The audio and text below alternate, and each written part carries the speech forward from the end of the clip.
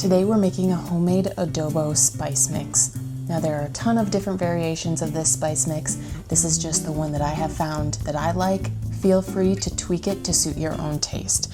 But to start, get out a small to medium bowl. We're going to start with garlic powder. You need 2 tablespoons plus 2 teaspoons. I definitely only did 1 tablespoon plus 2 teaspoons, but I will leave the ingredients and instructions correctly down below for you guys.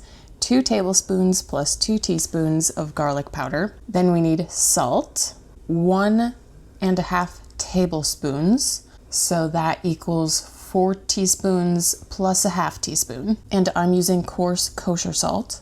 Then we have dried oregano, 2 tablespoons.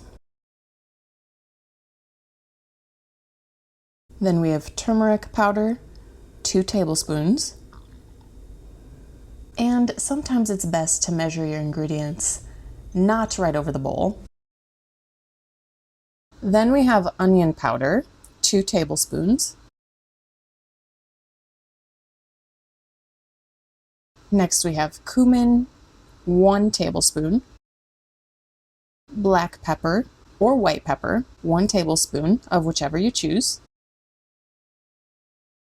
Paprika, 1 tablespoon. And chili powder, 1.5 teaspoons. Then if you have a smaller whisk or a bigger bowl, or just a spoon, mix all of your spices together. And you can use this mix for seafood, meats, veggies, eggs, guacamole.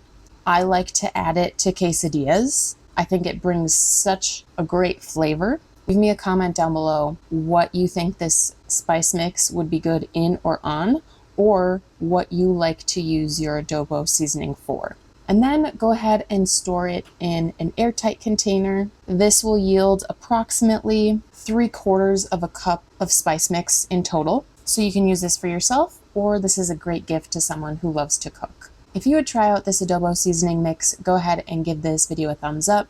Be sure to subscribe for more delicious recipes. And that quesadilla recipe I mentioned, one of those quesadillas that this really adds so much flavor to is a veggie quesadilla. And if you would like to check out that recipe, go ahead and click or tap here on screen, and I'll see you guys there.